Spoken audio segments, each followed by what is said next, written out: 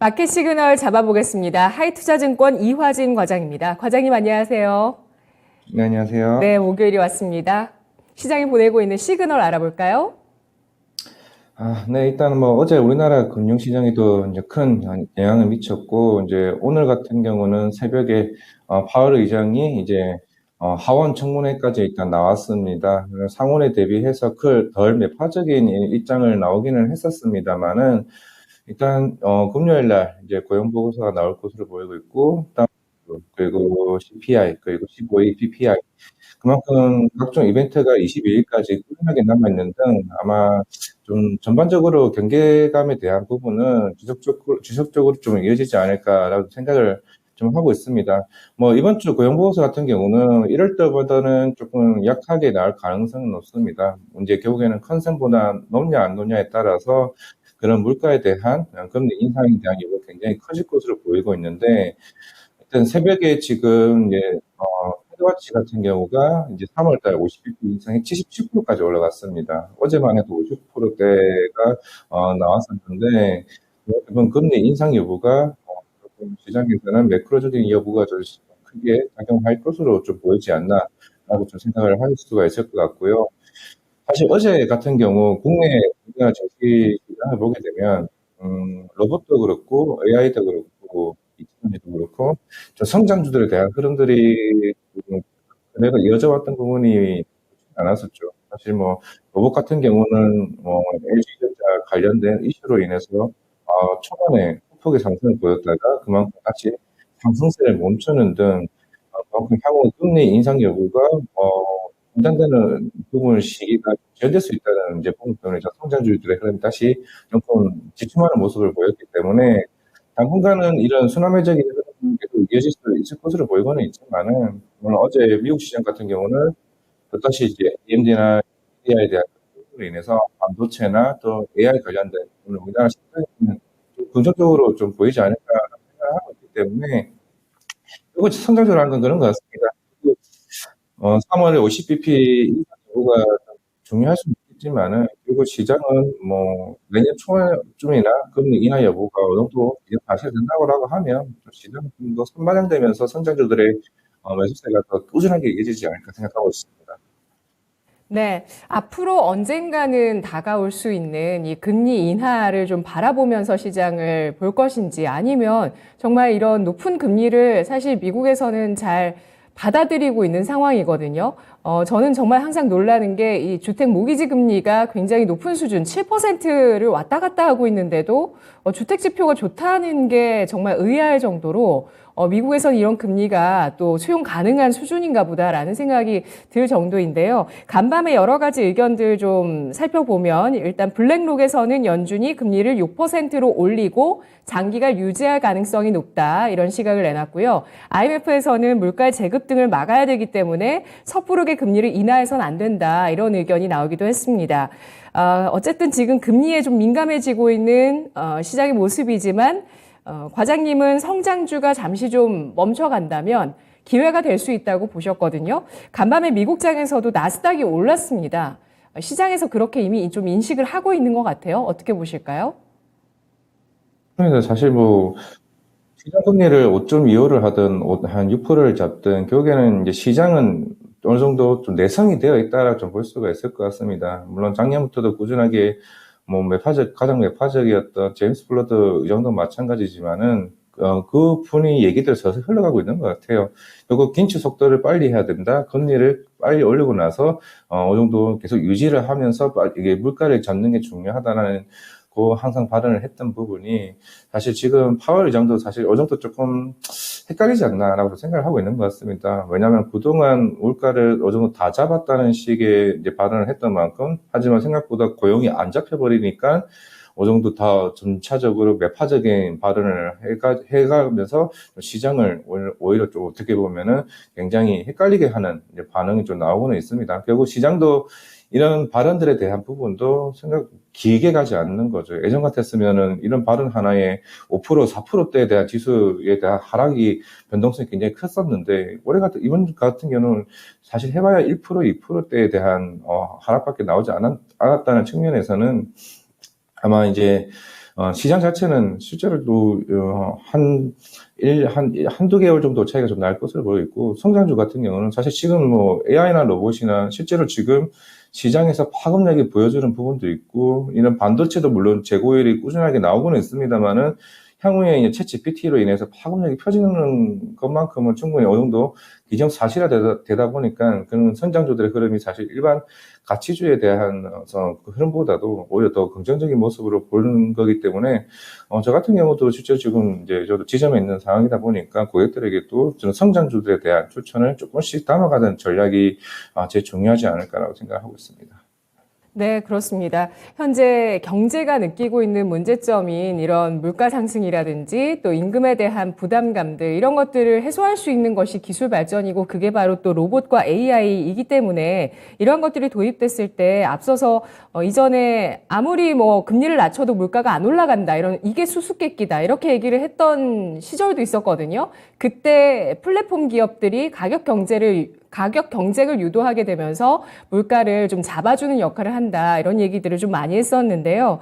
요즘 이렇게 또 고삐가 풀린 물가에 대해서 좀 잡을 수 있는 그런 요소들이 성장주를 통해서 엿보이고 있는 상황입니다. 그래서 과장님도 이들 섹터를 뭐 급등해서 부담스럽긴 하지만 계속 관심 있게 보신다는 말씀이시고요. 추세 매매를 하실 생각이신가요? 아니면은 좀 크게 가격 조정을 기다리시는 관점이실까요? 최근에 AI 같은 경우는 어느 정도 좀 조정이 나왔다라고 생각을 하고 있고, 그리고 로봇도 지금 이제 큰 폭으로 어제 상승하지 못했다는 측면에서는 이제 서서히 이런 정부에 대한 이제 규제나 이런 부분이 완화될 것으로 보고 있기 때문에, 좀 보고 있고, 물론 2차 전지 같은 경우는 사실 최근에 쇼크브링 영향도 있었고, 또 수주 영향도 계속 꾸준하게 나왔기 때문에 사실 지금 들어가기에 좀 굉장히 좀 부담스럽다고 생각을 하고 있습니다. 2차 전지에 대한 뭐 중장기 성장은 사실 오늘 누가 봐도 좀 굉장히 기정사실화되는 사실이고, 실제로 전기차가 전 세계의 침투율이 아직까지는 20%도 안 되는 상황이기 때문에 결국 분위기 자체가 이제 올해나 내년에는 수주나 이런 부분들이 계속 나올 것으로 보이고 있고, 이제 결국에는 지금 뭐 에코프로나 이런 NLF나 LG 에너지 솔루션이나 대부분 2025년, 26년에 대한 밸류를 땡긴 부분이라 좀 생각을 하고 있기 때문에, 제가 봤을 때는 지금 주가가 여기서 10%, 20%만 빠져도 제가 봤을 때는 2차 전지는, 그거를 밑에서 받쳐주는, 그런 수급이 있거나 아니면은, 오지도 않은 상황에서 또 추가적인 수주 물량이 계속 지속적으로 좀 나오지 않을까라고 생각을 하고 있습니다. 항상 그 트리거가 될 게 제가 봤을 때는 일본의 도요타가 될 것으로 보이고 있고, 그만큼 전기차 시장은 좀 더 커지고, 여기서 점차적으로 최근에 전고체 배터리 이슈도 나왔고, 수소 얘기도 계속 나오고 있는 만큼, 결국 이런 성장들을 이끌어가는 흐름은, 좀 지속적으로 되긴 될 것으로 보이고 있고, 최근에 물론 AI 로봇도 있지만은, 이게 또 한 번에 이게 하나의 성장주의 흐름으로 볼 수 있는 바이오 서정진 회장님이 일선에 복귀했다는 것 자체가 그냥 복귀가 아니라 우리나라 바이오에 대한 성장성을 다시 한 번 더 확인할 수 있는 부분이 아닌가라고 생각하고 있기 때문에 바이오도 하나 더 얹힌다고 하게 되면은 제가 볼 때는 성장주로 가는 게 가장 제일 좋은 전략이 되지 않을까 생각하고 있습니다. 이 성장주를 말씀하시는 과정에서 2개 정도 더 얹어주셨네요. 자막에 들어간 것 말고 2개 정도 반도체 바이오까지 더 얹어주셨는데요. 지금 쉬어가는 관점에서는 AI가 좀 잘 쉬었다라고 판단을 해주셨고요. 배터리는 부담스럽지만 또 대기하고 있는 모멘텀들이 또 여전히 충분하다라는 점 주목해 주셨는데요. 오늘장 놓치지 말아야 할 마켓 시그널 파악해 보겠습니다. 어떤 게 있을까요? 결국엔 오늘은 옵션 만기입니다. 3, 6, 9, 12월, 좀 이번 분기당 하는 부분이기 때문에 선물과 옵션이 동시에 만기라는 측면에서, 물론 요 최근에 코스피나 아니면 코스닥에 대한 현물 쪽에 대한 흐름은 굉장히 조금 수급 쪽으로 조금 괜찮지 않았나라고 생각을 하고 있고, 하지만 외국인 선물 쪽에는 어제도 굉장히 많은 물량의 매도세가 나왔고, 그저께도 마찬가지였습니다. 만약에 오늘 과연 외국인이 이거를 그대로 매도세를 줄여서 매수세로 돌려서 아니면 그걸 끝내고 다음 분기로 갈지 아니면은 그 상태로 롤오ver 할지에 대한 고민이 큰데, 아까 앞에서 말씀드렸던 시그널 중에서 결국 고용 보고서도 있고 2월 CPI, 2월 PPI, 그리고 3월 FOMC까지 있는 상황이기 때문에 아마 제가 봤을 때는 외국인이 매도세가 좀 선물 쪽에서 매도세가 좀 지속적이지 않을까라고 생각을 하고 있습니다. 물론 어제 저녁에는 그나마 좀 나스닥이 상승하는 폭이 나왔고 파월 발언도 좀 덜 매파적이었던 측면, 그리고 그런 최근에 고용 관련 이슈도 있었기 때문에, 하지만 시장은 아직까지 매크로적인 측면에서는 조금은 계속 그대로 경계감을 가져가지 않을까라고 생각을 하고 있는 상황이고요. 물론 어제부터 시작됐던 스마트 팩토리 관련해서 오토메이션 월드가 코엑스에서 열렸습니다. 이게 로봇 관련주로 좀 보시면 될 것 같은데, 어제 저녁에 쯤에 아마 기사가 나왔던 것 같습니다. 현대차가 우리나라 로봇 관련해서 인수 얘기가 서서히 나오고 있는데, 제가 아직 자막을 넣지는 않았습니다만은 그 SBB테크가 시간에 급등을 한 적이 있습니다. 사실 이거 선장주로서 아까 말씀 좀 드릴까 하다가, 이 로봇 같은 경우는 이제는 대기업들이 서서히 하나씩 뭐 인수나 투자 여부가 점점 커지고 있는 상황이죠. 결국에는 우리나라는 서비스형 로봇에 대한 수요가 이제 점차적으로 계속 커지고 있고, 시장 규모도 점점 커지고 있습니다. 그만큼 향후에 정부에 대한 규제를 풀리게 제가 봤을 때는 구독 서비스나 이런 자영업자들에게 오는 보조금에 대한 지원이 조금 더 커질 수 있다는 측면, 전반적으로 매크로 측면에서도 지금 임금비 관련해서 굉장히 높은 상황이다 보니까 여기에 대한 노동력 대체안으로 인해서 로봇이 이런 서비스용 시장이 점점 커지고 있다는 측면에서 제가 볼 때는 이번 현대차가 SBB테크에 대한 실제로 아직까지 뭐 공식적으로 나온 건 아닙니다. 어제 뭐 시간에서 급등했던 게 SBB테크 하나밖에 없었기 때문에 시장에서는 그렇게 예측할 뿐이기 때문에 이게 아니더라도 일단은 현대차나 이제 삼성전자나, 왜냐하면 삼성전자 같은 경우도 그 M&A 자금으로 있어 로봇 관련된 수요가 있을 것으로 보고 있는데, 아직 그 레인보우 로보틱스 투자밖에 아직 나오지 않았기 때문에 아마 이런 추세는 아마 점차적으로 이런 로봇에 대한 그런 M&A 관련된 이슈는 점차적으로 계속 나오지 않을까라 생각하고 있기 때문에, 오늘 장중에서는 조금 로봇 관련주, 뭐 어제 스마트 팩토리도 있었고 어제 장 끝나고 나서 나왔던 현대차 관련 이슈도 있었기 때문에 한번 체크해봐야 되지 않을까 좀 생각하고 있습니다. 네, 알겠습니다. 현대차의 국내 로봇 기업의 인수 가능성이 제기가 되자 시간의 거래에서 SBB테크가 반응을 했다는 점에서 이에 대해서 좀 긍정적인 뉴스가 나오지 않을까 시장에서 기대하는 심리가 있는 상황이고요. 그리고 로봇 관련한 행사 있다고 말씀해 주셨는데요. 더불어서 지금 뭐 현대차 얘기해 주셨지만 삼성, LG, 현대차 모두 올해 신상 로봇을 출시하는 해다라는 점에 대해서도 또 시장에서 주목을 하고 있는 상황입니다. 관련해서 아까 성장주 말씀과 함께 또 덧붙일 수 있는 내용들 쭉 설명해 주셨는데요. 마지막으로 한 가지만 더 질문 드리겠습니다. 놓치지 말아야 할 마켓 시그널이나 또 시장의 시그널에서 환율은 빼주셨거든요. 근데 어제 원달러 네. 환율이 하루 만에 20원이나 급등을 했습니다. 환율의 급등에 대해서는 좀 부담 없다고 보실까요?